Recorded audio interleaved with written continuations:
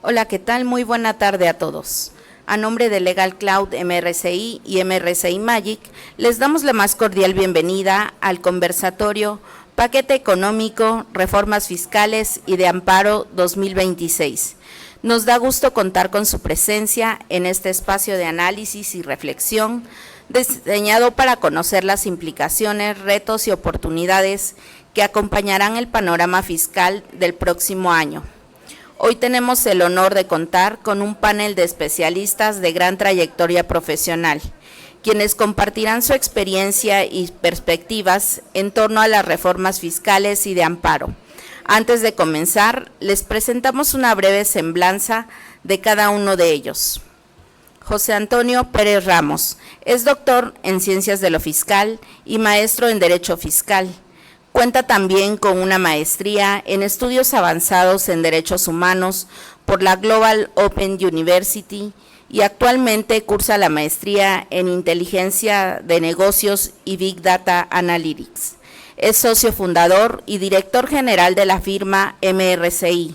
Fue reconocido como fiscalista del año 2009 por la revista Defensa Fiscal y doctor honoris causa por diversas instituciones internacionales. Es coautor de los libros Remuneraciones Estratégicas Inteligentes, El costo de la justicia, Cuestiones tributarias, entre otros.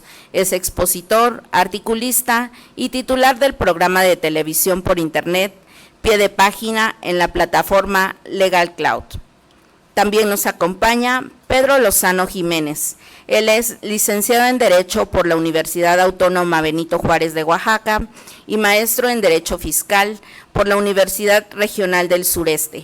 Es candidato a doctor en Ciencias de lo Fiscal por el Instituto de Especialización para Ejecutivos. En 2017 fue reconocido como Fiscalista del Año por la revista Defensa Fiscal. Actualmente se desempeña como director jurídico de la firma MRCI. Es catedrático a nivel posgrado en diversas universidades del Estado y es titular del programa Foro Jurídico en Legal Cloud. Perpetua Ambrosio Ortiz. Es licenciada en Derecho por la Universidad La Salle, Oaxaca, con especialista en Tax Compliance por la Universidad Castilla-La Mancha en España. Cuenta con maestrías en Derecho Fiscal y en estudios avanzados en Derechos Humanos, además de ser especialista en prevención de operaciones con recursos de procedencia ilícita. Ha sido ponente, articulista y docente a nivel posgrado, así como coautora de los libros El ABC de las actividades vulnerables y Cuestiones tributarias. En 2023 fue reconocida como joven promesa de Compliance y PLD. Actualmente es gerente de investigación y desarrollo de estrategias en la firma MRCI. Guadalupe Vivar Álvarez es licenciado en Derecho por la Universidad Autónoma Benito Juárez de Oaxaca y maestro en Amparo Fiscal por el Centro de Estudios de Posgrado. Actualmente funge como gerente jurídico de la firma MRCI y es titular del programa de televisión por internet Foro Jurídico en Legal Cloud. Este año 2025 fue distinguido como el Fiscalista del Año por la revista Defensa Fiscal. Betsabe Merab Velasco Ortiz es licenciada en Derecho y Ciencias Sociales, cuenta con estudios de la maestría en Fiscal en la Universidad Autónoma Benito Juárez de Oaxaca, es conferencista en materia fiscal y titular del programa Impugnación Fiscal. En 2019 recibió el doctorado honoris causa por la American International School of Law, Campus México, y la presea Alma Valiente por su trayectoria profesional. Ha sido reconocida en múltiples ocasiones por la revista Defensa Fiscal como una de las mejores abogadas fiscalistas de México y en 2024 fue galardonada con la presea El Defensor. Actualmente es presidenta regional en Oaxaca de la Asociación de Fiscalistas AC y cuenta con una destacada trayectoria como abogada tributaria desde el 2005. También nos acompaña Cuauhtémoc Talavera Moncayo. Él es doctorante en Ciencias de lo Fiscal por el Instituto de Especialización para Ejecutivos, es maestro en Administración de Negocios por la Universidad Anáhuac, maestro en estudios avanzados en Derechos Humanos, licenciado en Economía por la UAPJO y licenciado en Derecho por el Instituto de Estudios Universitarios. Ha ocupado cargos directivos en empresas del sector privado y ha participado como ponente en foros nacionales e internacionales sobre economía, política fiscal y negocios. Actualmente forma parte del equipo de dirección general de la firma MRCI. Recibamos a nuestros expositores con un fuerte aplauso.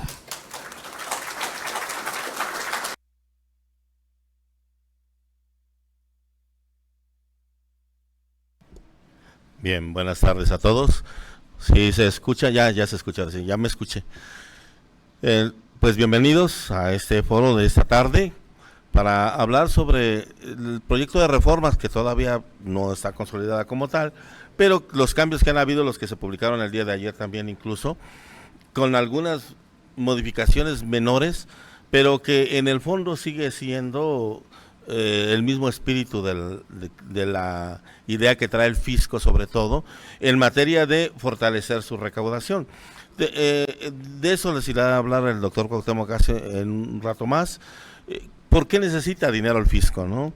Desde el momento en el que se da la tarea de regalar dinero, pues no le alcanza, no hay dinero que alcance cuando regalas dinero. Y si no es el tuyo, pues mejor, ¿verdad? Mientras sea del bolsillo ajeno, pues regalemos lo que sea. El problema es que pues ya no está alcanzando. ¿Qué necesita el fisco entonces? Recaudar un poco más. Y esto pues, recordemos que el fisco tiene, o mejor dicho el Estado, tiene dos formas de obtener ingresos, tributarios y no tributarios.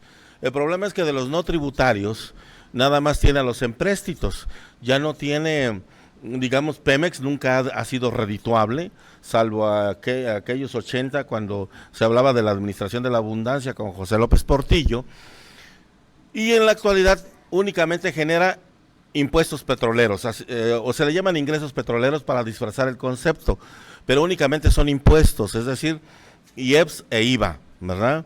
Hay impuestos sobre la renta, que no hay, porque al no haber utilidades no hay impuestos sobre la renta.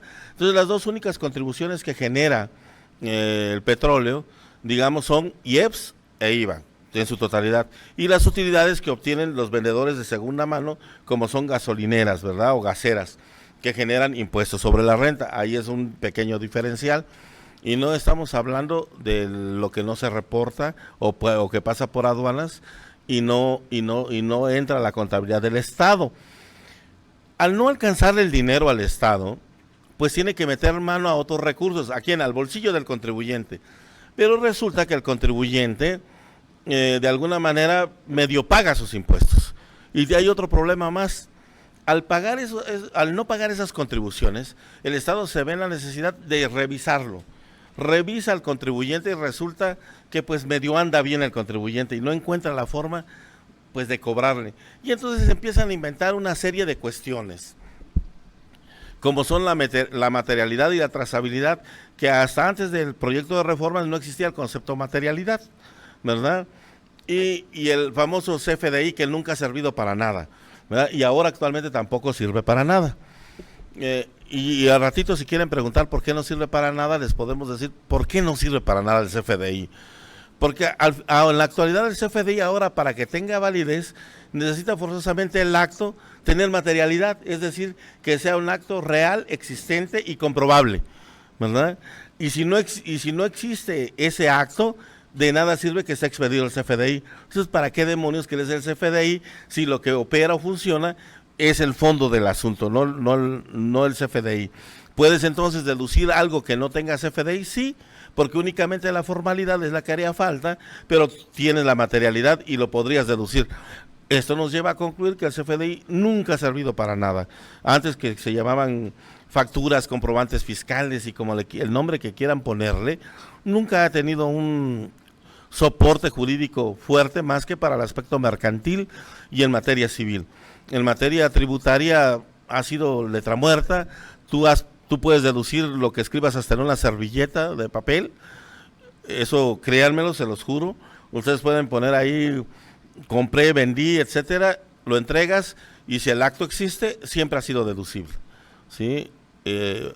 cuando las autoridades han revisado y encuentran esos comprobantes, habían pretendido jamás hacer válidos esos comprobantes fiscales. Siempre han sido válidos en su totalidad. Bien, entonces el fisco dice, oye, necesito que tengan materialidad. Si no hay materialidad, hay crédito fiscal. Bueno, se dieron a la tarea de hacer todo un rollo. Hay operaciones simuladas, que si no reúnen requisitos del 5A del Código Fiscal de la Federación, caes en un 17H, te aplican 69B, y el número que hayas pensado también aplica. No, el que caiga del Código Fiscal de la Federación, en esa ruleta en la que te toca jugar, te la aplican. Y te vas a pleito, el fisco no sabe cobrar. Ahí está el grave problema que tiene el fisco, tiene N,000 juicios abiertos, pero todos, la gran mayoría, si ustedes analizan la estadística, la gran mayoría son por PAE. ¿Qué quiere decir? Que pudiendo cobrar, no ha cobrado. Y dice, el fisco hace números y dice, no, si yo cobro esta cantidad, saco la bronca este año, ¿sí? Y entonces se dan a la tarea, ¿qué tenemos que hacer para poder cobrar? Ya sé, quítales el amparo, porque con el amparo nos están dando cuello. ¿Qué más les podemos quitar? Quítales la prescripción, porque resulta que cuando te vas a juicio y pierde el contribuyente, ¿qué hace cuando van a ejecutar el PAE? Te vuelves a amparar. O te vas a recurso de revocación y le sigues dando vuelta al fisco hasta que prescribe el crédito fiscal, ¿no? Y el fisco, pues bien molesto, dice, quítale todo eso. Y tiene razón, no está mal la idea del fisco. Se ha abusado por parte de los contribuyentes en esa ardua tarea de no pagar, ¿no? Pese a que deban. Ahora, si no debes, pues es fácil no pagar, porque no debes. Pero si sí debes, pues obviamente tendrías que pagar, ¿no? Cuando no debes es notorio, va a salir la resolución en tu favor. Cuando hay una violación perfecta de la norma ahí o del fondo del asunto, se te otorga el beneficio de la defensa. Pero si debes, ¿qué es lo que el fisco quiere en la actualidad? No quiere forma, quiere fondo. Si tú debes, paga, ¿de acuerdo? Pero ¿qué creen? ¿Le alcanzará al fisco ahora con estos mecanismos de restricción total a las normas? Porque ciertamente estamos hablando de un mecanismo de restricción. Si bien es cierto, nuestro artículo primero constitucional establece que las normas en materia de derechos humanos no pueden ser regresivas de alguna manera, debe ser siempre progresiva. Dentro del derecho existe un concepto que ha acuñado su servidor que se llama jus mutantur, el derecho que cambia, ¿sí? Próximamente el libro saldrá ya por mediados de octubre, las 2 últimas semanas de octubre, van a tener ese libro en sus manos, espero que lo lean, ¿sí? Habla de ese derecho que cambia. La sociedad se mueve, todo cambia constantemente, el cuerpo humano cambia, dentro de ellos vamos a encontrar a Varela y a Maturana, biólogos que no tienen que ver con sociólogo, biólogo, ni siquiera con la filosofía, pues, y de repente se avientan una teoría tan padre que cuando los estudias, dices, no, me cae que yo quisiera pensar como esos sujetos. Dicen que en la biología el cuerpo tiene una herida y se autocura, ¿sí? Y la sociedad es idéntica, no necesita del ser humano para cambiar, obviamente necesita seres humanos para que sea sociedad, si no, no sería sociedad. Pero no necesariamente el ser humano cambia el mecanismo de lo que necesita la sociedad. Solita las cosas se acomodan. De tal manera que si vivimos en una gran urbe como empieza a ser Oaxaca, dentro de poco ya vamos a necesitar un medio de transporte más eficaz que lo que tenemos, porque no podemos transitar en las calles como lo hacemos en la actualidad, ¿sí? En automático surgen nuevos mecanismos de transporte. A lo mejor puede ser aéreo, ¿sí? Pero no necesita de nosotros para cambiar, es decir, no necesitamos estar pensando qué necesitamos para cambiar. Las necesidades propias de la sociedad obligan al cambio. Pues entonces eso que cambia también obliga al derecho a cambiar. Es decir, el derecho no puede ser fijo y estático, ¿sí? Porque las cosas se mueven. Si hay algo nuevo, como por ejemplo la era digital en la que vivimos, hay derechos que aún no están positivados, ¿sí? Como por ejemplo el derecho al olvido, no está positivado. Y sin embargo es un derecho humano al que todos tenemos acceso.